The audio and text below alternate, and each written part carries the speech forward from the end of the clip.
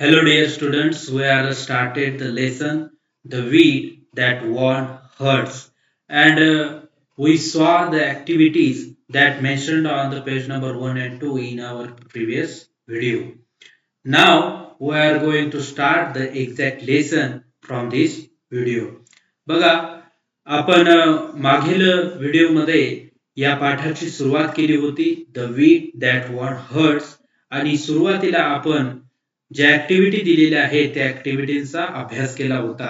आता आपण प्रत्यक्षात त्या पाठाची सुरुवात करणार आहोत. तर चला आपण व्हिडिओमध्ये जाऊया. तर विद्यार्थी मित्रांनो, बघा आपण पाठाची सुरुवात करतोय. The Vijayanagar Empire was renowned for its glory, wealth and cultural achievements. Renowned या शब्दाचा अर्थ असा आहे नावाजलेले किंवा ओळखले गेलेले. बघा इथे तुम्हाला साईडला त्यांनी सुद्धा त्याचा अर्थ दिलेला आहे वेल नोन. रिनोड म्हणजे काय? वेल नोन म्हणजे अगदी ओळखीचे. काय आहे? विजयनगर साम्राज्य अतिशय ओळखले जात होते. फॉर इट्स कशासाठी? इट्स ग्लोरी म्हणजे त्याच्या वैभवासाठी, इट्स वेल्थ म्हणजे त्याच्या संपत्तीसाठी, अँड इट्स कल्चरल अचिव्हमेंट्स म्हणजे त्यांच्या सांस्कृतिक कार्यासाठी हे एक ओळखलेलं साम्राज्य होतं. बघा विजयनगर साम्राज्य त्याचे वैभव, त्याची संपत्ती आणि त्यांचे संस्कृतीमधील कामगिरी यासाठी ओळखले गेलेलं एक नावाजलेलं एक सुंदर असं एक चांगलं साम्राज्य होतं, ओळखलेलं साम्राज्य होतं. Among its many illustrious rulers, King Krishnadev Rai ruled 1509 to 29 stood out as a wise and powerful monarch. Monarch म्हणजे काय? तर मोनार्क म्हणजे सम्राट. काय म्हटलेलं आहे? Among it's many illustrious rulers. Illustrious rulers म्हणजे काय? तर रिस्पेक्टेड, फेमस. म्हणजे सन 1509 ते 1529 हा जो इसवी सन काळ आहे, या काळामध्ये जेवढे नामांकित राजे होते, रूलर्स म्हणजे राजे किंवा शासनकर्ते, तर त्यावेळी जे नामांकित शासनकर्ते होते त्या शासनकर्त्यांमध्ये कृष्णदेवराय हे एक शक्तिशाली सम्राट म्हणून ओळखले होते. शक्तिशाली, पॉवरफुल मोनार्क, एक शक्तिशाली सम्राट म्हणून, सुज्ञ सम्राट म्हणून ते ओळखले होते. वाइज अँड पॉवरफुल मोनार्क, सुज्ञ आणि शक्तिशाली सम्राट.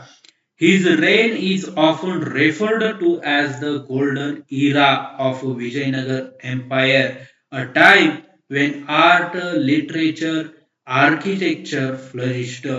When time कोणती वेळ आहे?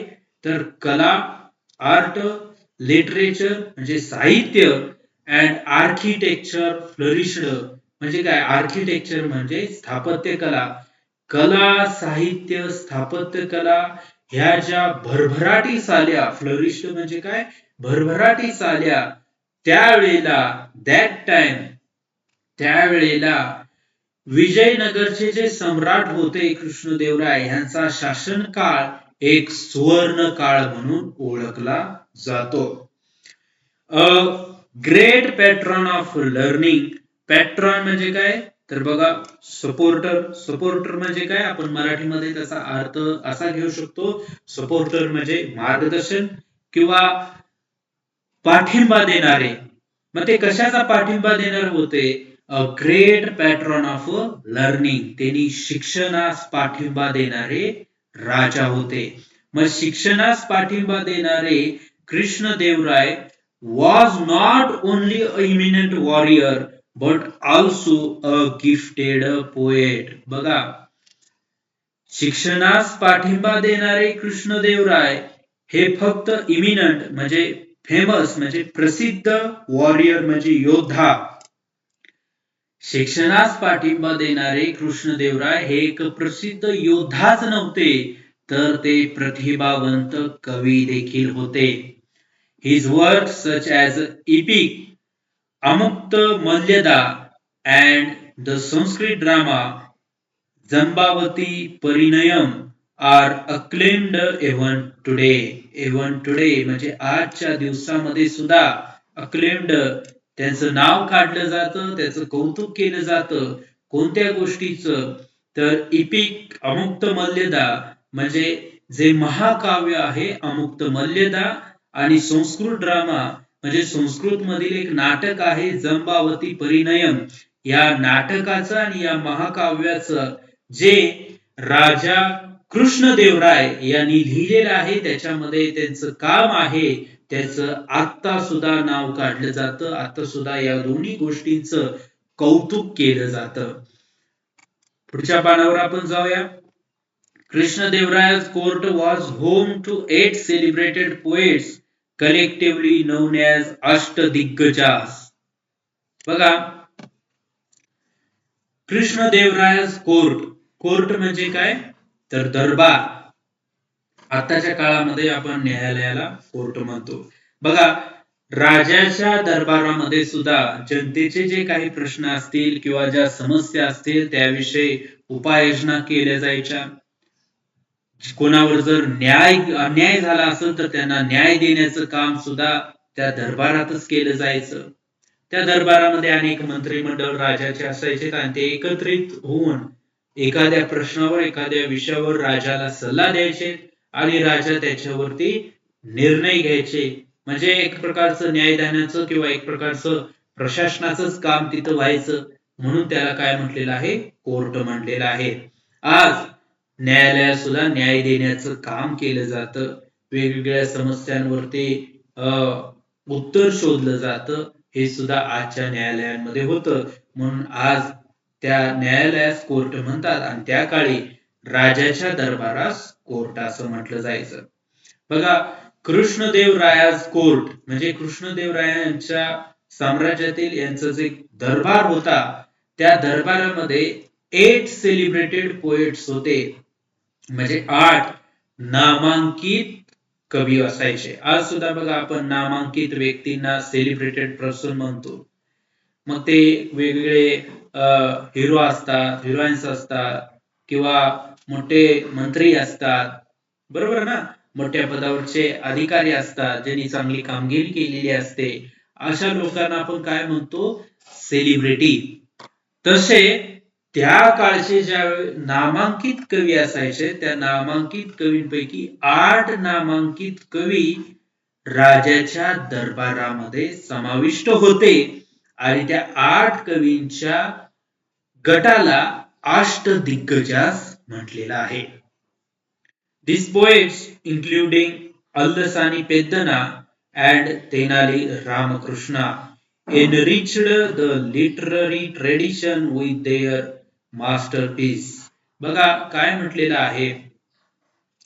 या सर्व कवींनी आणि त्यांच्या बरोबरच अल्लसानी पेद्दना आणि तेनाली रामकृष्ण हे सुद्धा 2 कवी आहेत. या 2 कवींनी मिळून आणि त्या सर्व कवींनी मिळून काय केलं? एनरिच्ड म्हणजे काय केलं? समृद्ध केलं. कोणाला समृद्ध केलं? लिटररी. बघा, लिटरेचर म्हणजे साहित्य, तसं लिटररी म्हणजे पण साहित्य. लिटररी ट्रेडिशन म्हणजे साहित्यिक परंपरा त्यांनी काय केली? समृद्ध केली. कशी केली? विथ देअर मास्टरपीसेस म्हणजे त्यांच्या संपूर्ण त्यांच्या शक्तीने आणि त्यांच्या कौशल्याचा त्यांनी उपयोग करून या साहित्यिक परंपरेला त्यांनी समृद्ध केले होते. Tenali Ramakrishna in particular was known for quick wit and humor, earning him a special place in the king's court as both poet and witty advisor. बघा, तेनाली रामकृष्णांविषयी इथं म्हटलेलं आहे. तेनाली रामकृष्ण काय होते? एक विशेष व्यक्तिमत्व होतं.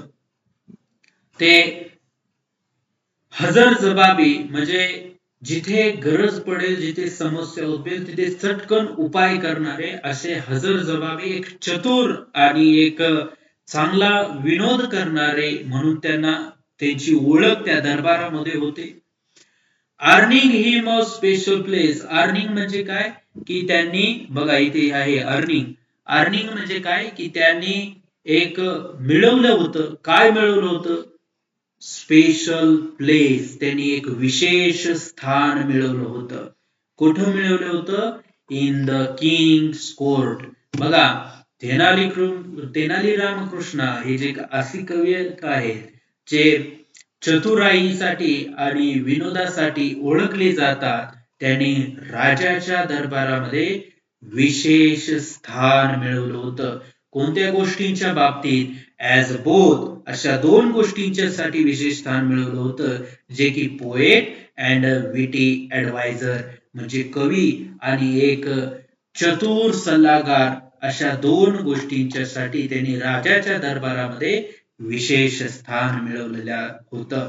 आपण सुद्धा वर्गामध्ये जर चांगला अभ्यास करत असो, शाळेत दिलेलं काम आम्ही वेळेत पूर्ण करत असो, आम्ही शिक्षकांच्या आज्ञांचं पालन करत असो, आम्ही आई वडिलांच्या आज्ञांचं पालन करत असेल, तर आम्ही देखील शाळेमध्ये एक हुशार मुलगा, एक आज्ञांकित मुलगा, एक चांगला मुलगा म्हणून काय करतो? एक विशेष स्थान आपण शाळेमध्ये मिळवतो.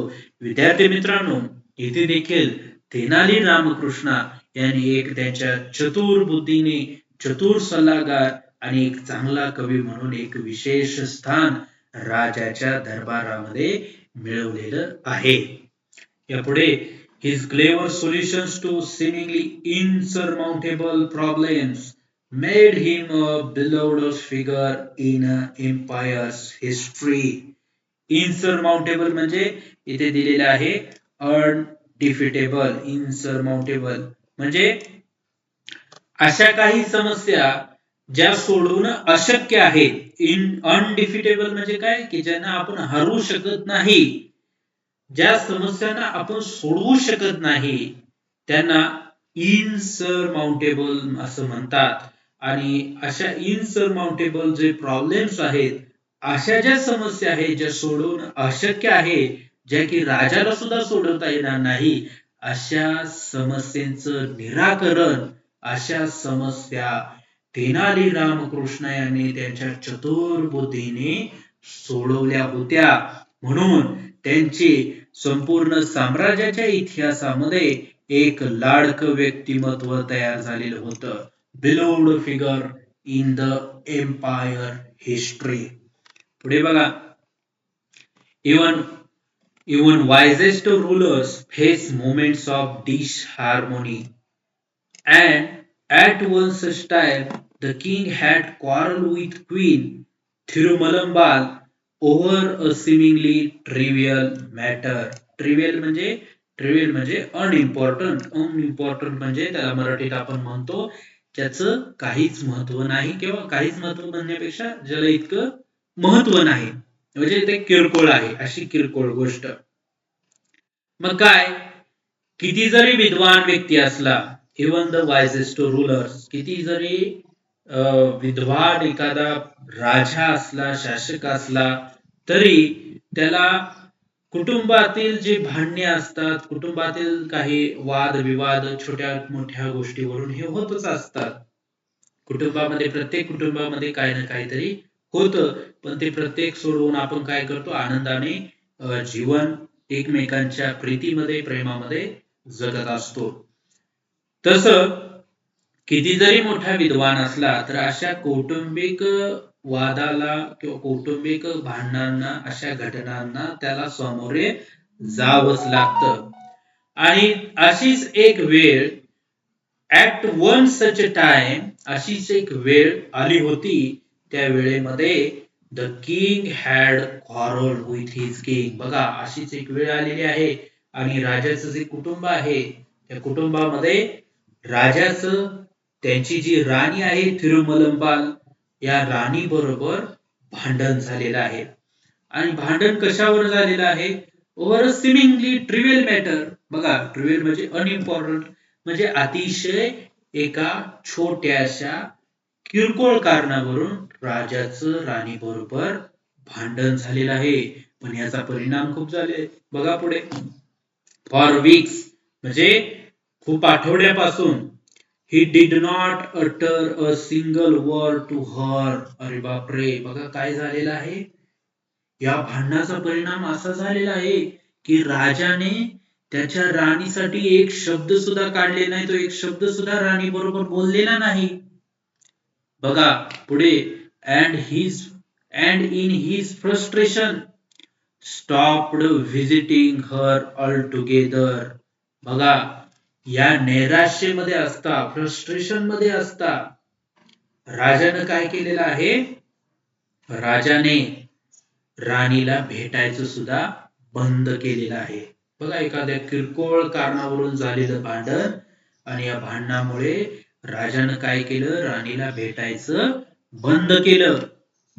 His absence cast a shadow over the palace, and the once cheerful corridors seemed quiet and forlorn. बघा काय झाले.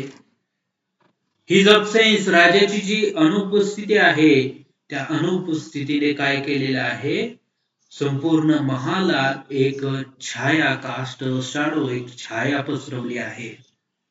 आणि त्या छायेनं, ती छाया काय आहे, ती छाया सीम्ड क्वाइट अँड फॉरलोन, ती उदासीनता आणि शांततेची छाया त्या महालावर पसरलेली आहे.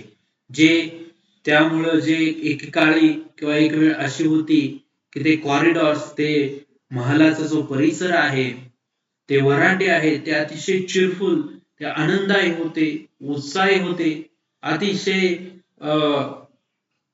खेळीचं वातावरण तिथे होतं. ते वातावरण एक शांततेत आणि एका उदासीनतेमध्ये, फॉरलोन मध्ये ते वातावरण गेलेलं आहे. पुढे बघा काय होतं. थिरुमलंबाल, distraught and upset, tried her best to resolve the issue but failed. When no other alternative, she decided to seek the help of Tenali Rama, the court's brilliant and witty poet. बघा, या गोष्टीमुळे, या भांडणामुळे साहजिकच आहे, राणीला राजा भेटायचे बंद केलेलं आहे, राजाने भेटायचं बंद केलेलं आहे. राजा तिच्याशी काही बोललेले नाहीत, एक शब्दही त्यांनी बोललेला नाही, सिंगल वर्ड त्यांनी बोललेला नाही. या गोष्टीमुळे राणी काय झाल्या, डिस्ट्रॉट झाल्या. डिस्ट्रॉट म्हणजे काय, एक्स्ट्रीमली सॅड. बघा इथे दिले एक्स्ट्रीमली सॅड म्हणजे अतिशय दुःखामध्ये, अपसेट झाल्या, निराश झाल्या. अँड ट्राय, त्यांनी प्रयत्न केला. हर बेस्ट, त्यांनी त्यांच्या पूर्ण कौशल्याने प्रयत्न केला, पूर्ण शक्तीने प्रयत्न केला की हे भांडण मिटावं, या समस्येचं निराकरण केलं जावं. पण त्या काय झाल्या, त्या अपयशी झाल्या, त्यांना यश मिळालं नाही. विथ नो अदर अल्टरनेटिव्ह, आता त्यांच्याकडे कोणताच पर्याय शिल्लक नाही. she decided to seek the help of Tenali Rama, the court's brilliant and witty person. राजाच्या दरबारातील अतिशय हुशार, ब्रिलियंट म्हणजे काय, एकदम हुशार, आणि जे विटी पोएट आहेत, जे चतुर कवी आहेत, तेनाली रामा यांना मदत मागायचं राणीनं ठरवलेलं आहे. बघा, Rama listened patiently as the queen recounted the incident in detail.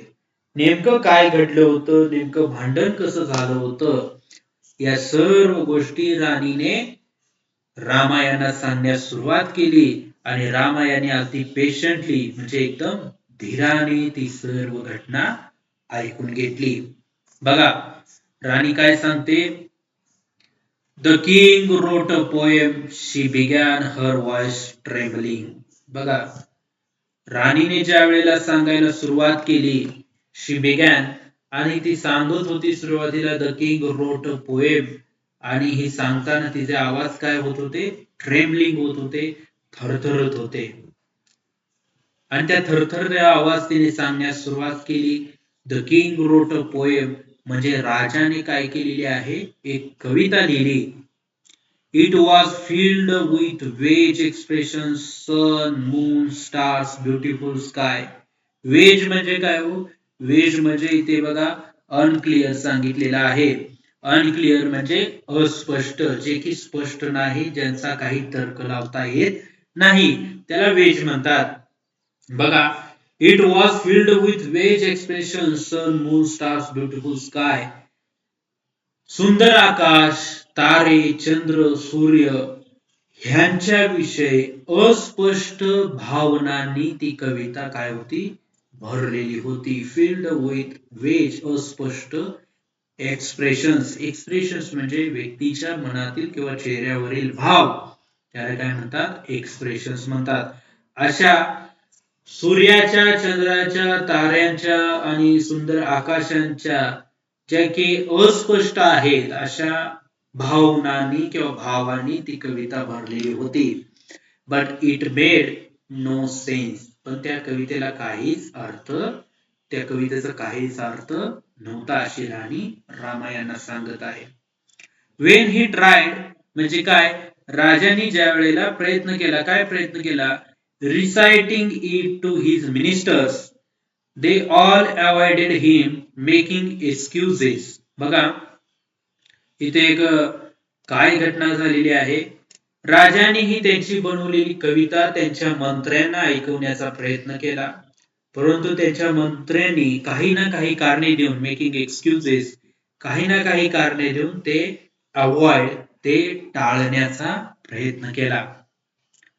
त्या टाळल्या, आणि ते टाळल्यावरती पुढे काय झालं, it was late evening when he came to me seeking an audience. म्हणजे राजा मग राणीकडे ही कविता ऐकवण्यासाठी गेलेले आहेत, आणि ज्या वेळेला ते राणीकडे ही कविता सांगायला गेले, त्यावेळेला ती वेळ कशी होती, ती वेळ सायंकाळची होती आणि खूप उशिराची होती. म्हणजे दिवस संपूर्ण निघून गेलेला आहे, सायंकाळ झालेली आहे, आणि अशा सायंकाळच्या वेळेस राजा तिच्याकडे ती कविता सांगायला आलेले आहेत.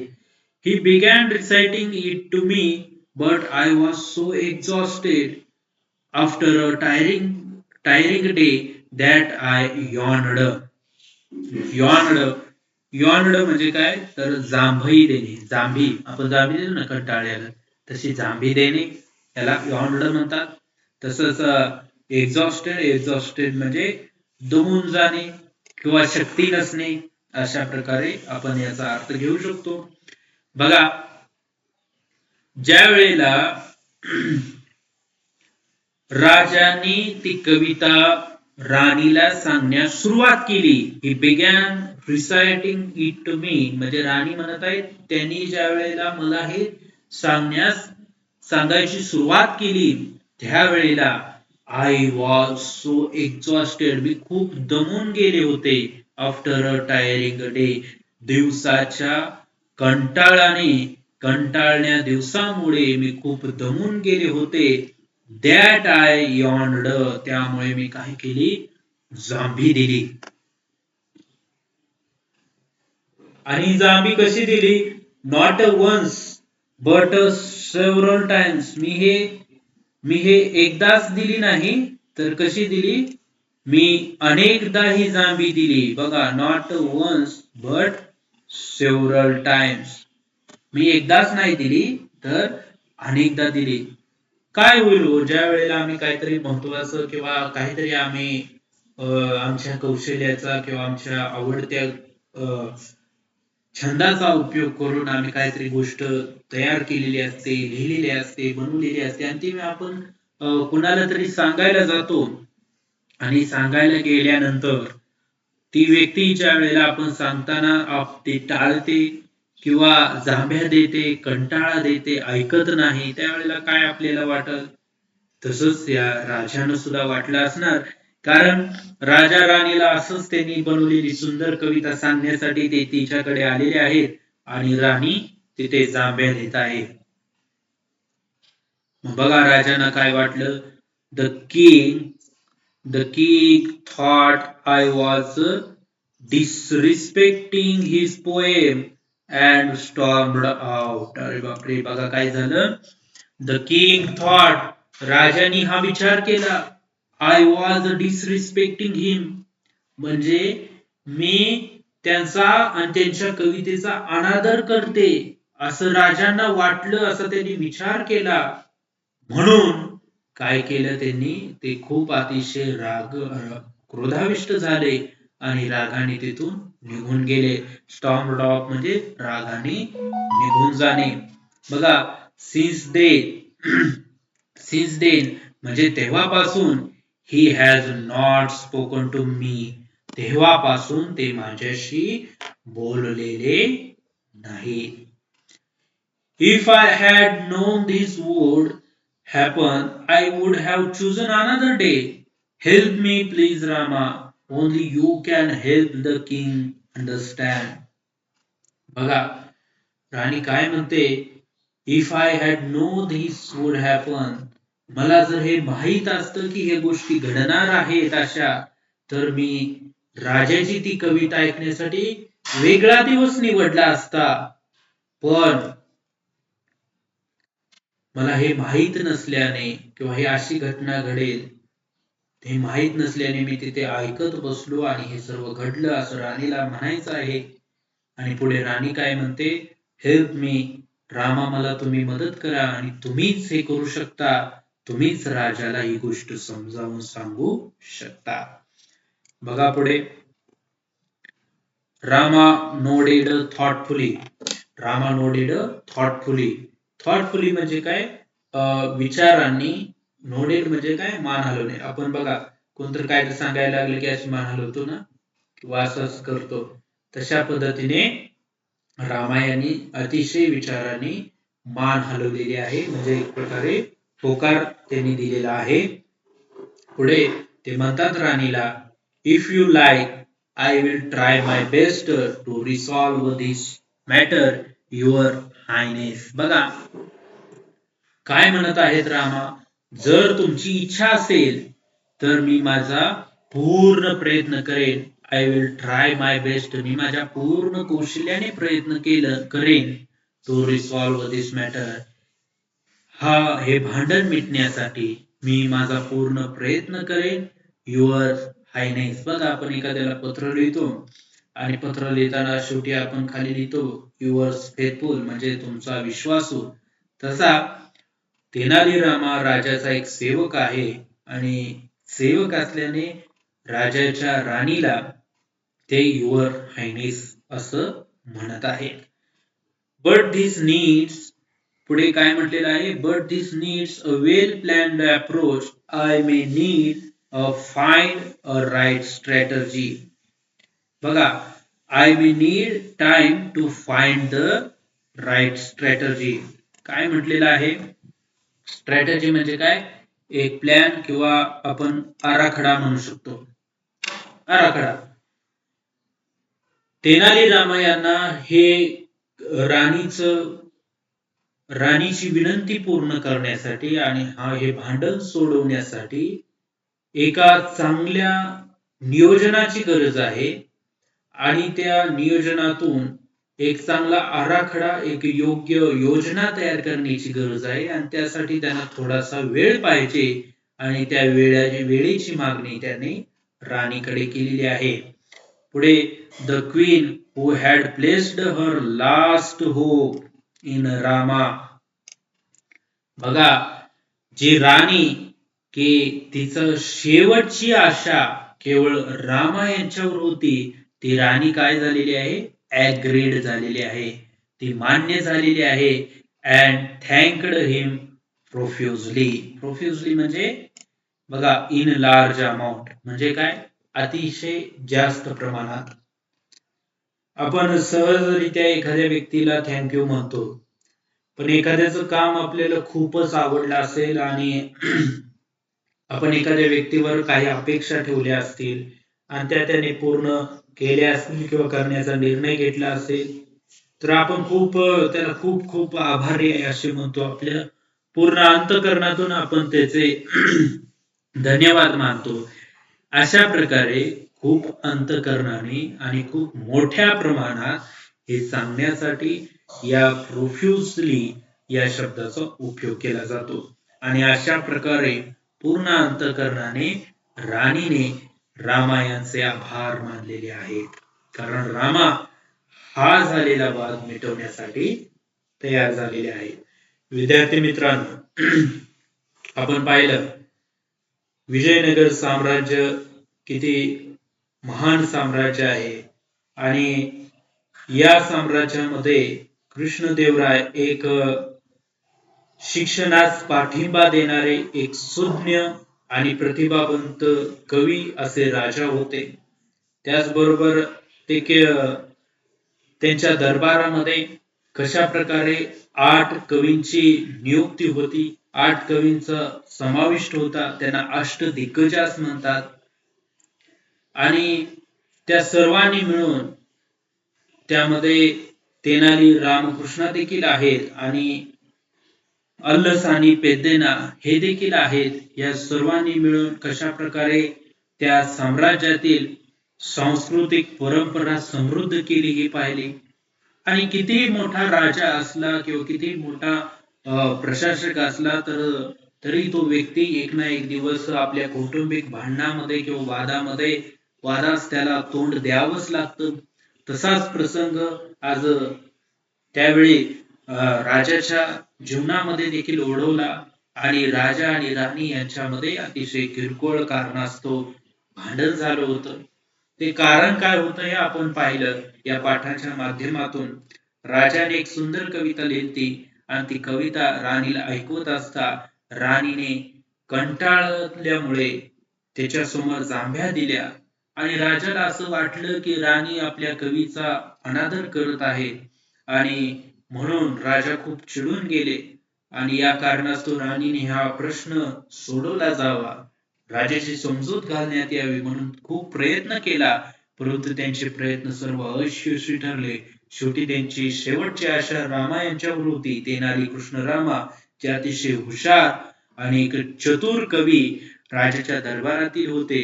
या कवींकडे त्यांनी मदत मागितली आणि हे कवी मदत करण्यास तयार झालेले आहेत.